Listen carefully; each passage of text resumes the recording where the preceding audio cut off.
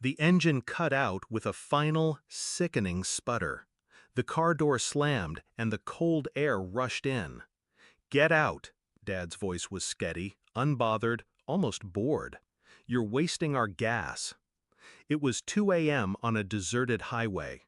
Just us, the desert, and the stars. Mom leaned over from the passenger seat, her lips curling into a mock smile. "Let the animals freeze." I didn't flinch, not this time. But my son, 7 years old, barely awake, looked at me with wide eyes, trembling from the cold, but I wasn't worried about him. I was thinking about the last few years. About the years of manipulation, the insults wrapped in fake concern, the gaslighting, the lies. I wasn't angry, not anymore. I was beyond anger. I was methodical. I looked at my parents, at the two faces that should have cared for me, that should have protected my son. Instead, they tossed us out like trash. Dad gave me one last glance, his expression unreadable. "You should have crawled back into the womb you came from." I made sure they never laughed again. I remember the day I first realized how cold they were, how detached. It was after my divorce, when I'd lost everything. But they didn't offer comfort. Instead, they told me I'd brought it upon myself.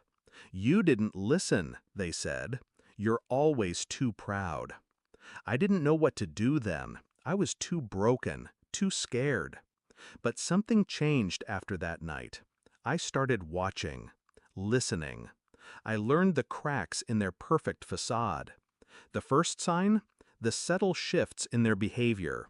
Dad would cancel plans at the last minute, always with some excuse. Mom would make passive-aggressive comments about my son, calling him too much trouble. And then came the day I found the bank statements, hidden deep in the drawer, like a secret. They had been siphoning off my savings, little bits at a time. Not enough to notice, not at first, but enough to break me. I confronted them. They laughed, like it was a joke. "You've always been dramatic, honey," Mom said. And that's when I realized I had been nothing to them. Not the daughter who fought to get their approval, not the mother trying to raise her child in a broken world. I had been an afterthought, a nuisance to be discarded when convenient.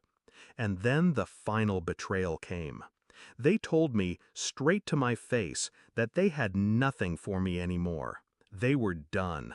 Done with me, done with my son. But they didn't know what I'd learned in silence.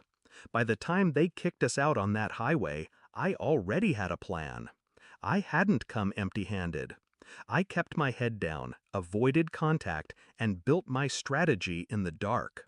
I secured my finances under anonymous accounts. I made calls no one knew about. When my parents bragged about their latest vacation home or luxury car, I smiled and nodded, but I was building. I had the documents, the bank accounts, the photographs, the threats, everything. I knew where they were weakest. It wasn't their money, no. Their pride was their real weakness. Dad's business dealings were more shady than he ever admitted.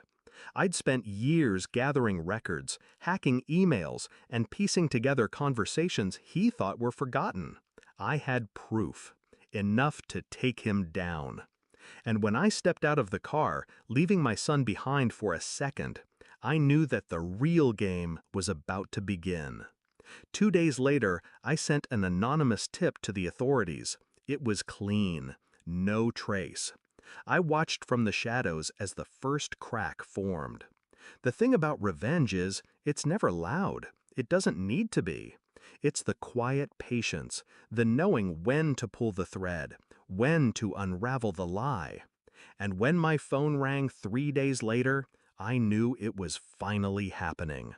I listened to them scream through the phone. It wasn't anger that gripped me, it was satisfaction.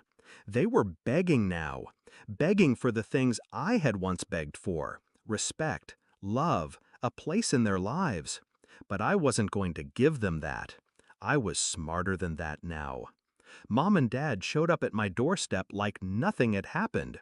They were clean, neat, smiles on their faces. "We need to talk," Dad said, his voice low, almost menacing. I let them in. I let them think they had control. "You've been good to us, right?" Dad asked. "You're going to help us, aren't you?" And I let him squirm, let him sweat. I slid a folder across the table. "I'm sorry, but I'm done with you." They glanced at the papers, their faces draining of color. What is this?" Mom stammered. "The bills, the fraudulent claims, the real ownership of the house. Your company's illegal dealings." The house? The luxury they'd flaunted? It was all in my name. And the real punch?